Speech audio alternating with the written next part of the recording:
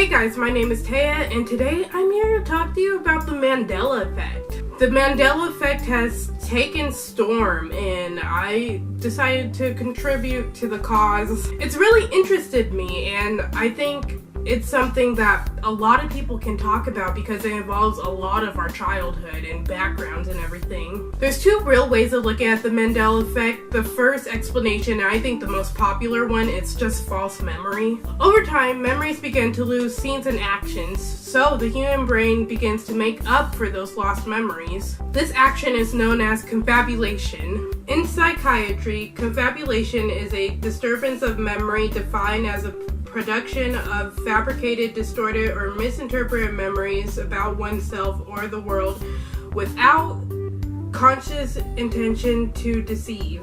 It actually happens all the time in conversation and is distinct from lying because it's an involuntary action. The second reasoning for the Mandela Effect, and definitely the most interesting one, is the theory that suggests there's multiple dimensions, parallel universes, and alternative timelines. I don't know about you, but that's quite a theory. Theorists believe that because there are multiple people from all different backgrounds who remember the effects a certain way, there must be a more divine reasoning for why it's all happening. The theory says that there are alternative timelines where these effects take place, and the fact that they are showing up within our timeline means that there are most likely glitches within the coexisting realities. What may have been fact might have or will change because of these glitches. Some people even believe that it may even be a sign of these timelines merging together as one coherent timeline, which would be absolutely mind-blowing. The effect started with Nelson Mandela. A lot of people remember him dying in the 90s in jail, when in reality he died in 2013. Personally, I'm not old enough to even remember his incarceration, and I distinctly remember him dying in 2013, but I think it's really interesting that this is the event that triggered everyone's memories.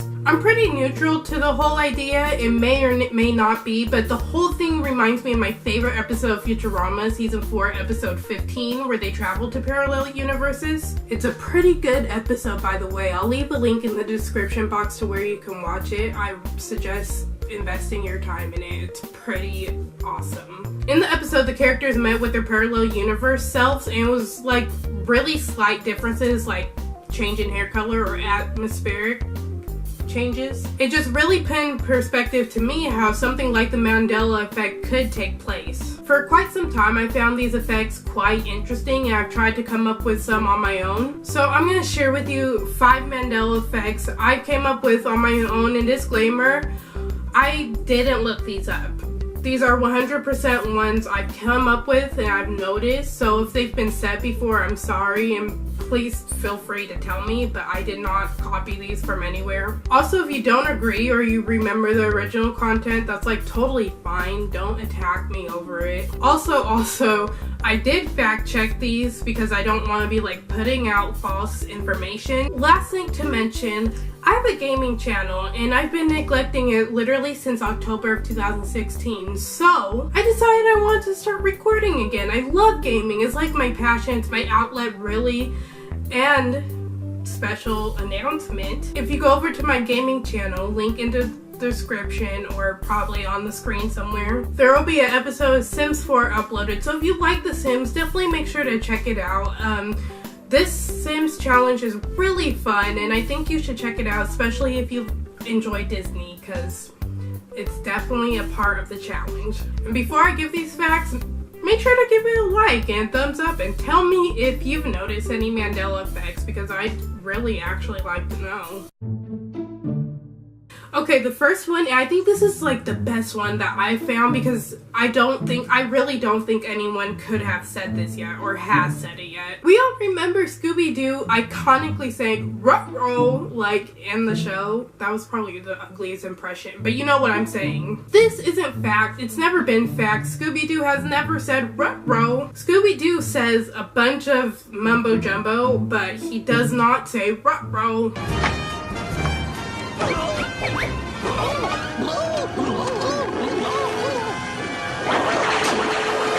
That iconic line is actually Astro from the Jetsons. Oh, uh-oh. Who would have known that? I definitely thought it was Scooby Doo, but apparently not.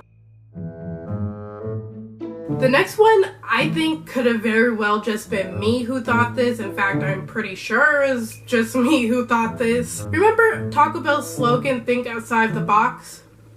Well, it's not actually think outside the box, it's think outside the bun. Think outside the bun.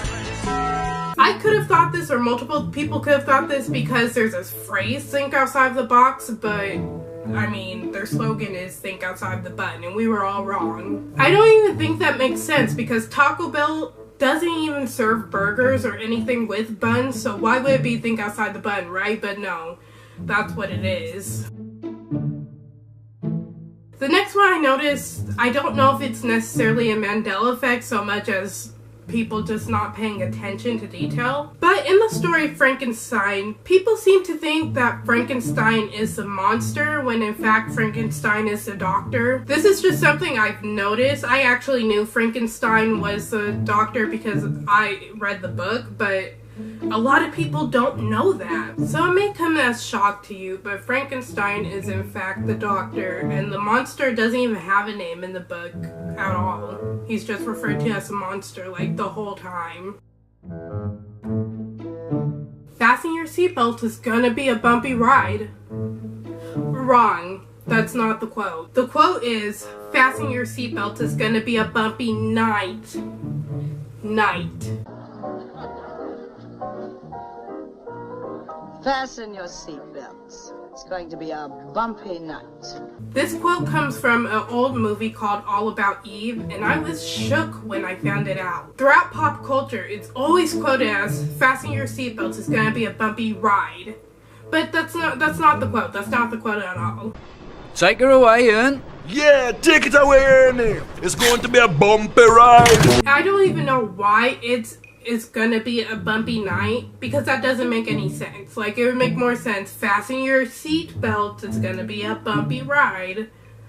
But I mean, I guess they wanted to throw all of us off. The last one, I can guarantee I kind of like made this up, and I mean, I noticed it, but like not really. I kind of needed like a fifth one for the video, you know. Victoria's Secret is actually called Victoria's Secret, and like I knew this, but at the same time I kind of didn't. Like, everyone calls it Victoria's Secret, but it's actually Victoria apostrophe S Secret. So it's like she actually has a secret. What's her secret?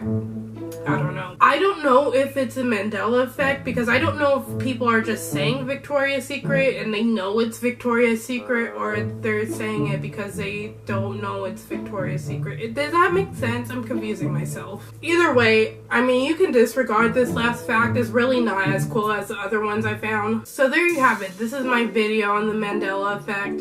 Hopefully once I upload this, I can stop being obsessed with it. It's just really hard not to get involved, because once you remember something as how it is, it's really, really weird to think of it as wrong. Like, when you clearly remember something looking or sounding like something and it's just completely off, it's really, really weird. Anyways, I hope you enjoyed, and remember to make sure to comment down below any Mandela effects that you've noticed, because I'd like to know. And I hope you're having a fantastic day. I hope you continue to have a fantastic day and all the good stuff. Other than that, I will see you later, alligator.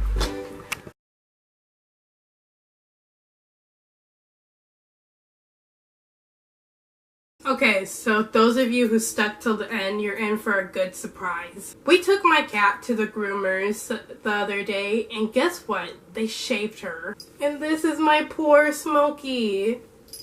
This is what she looks like. Look at her.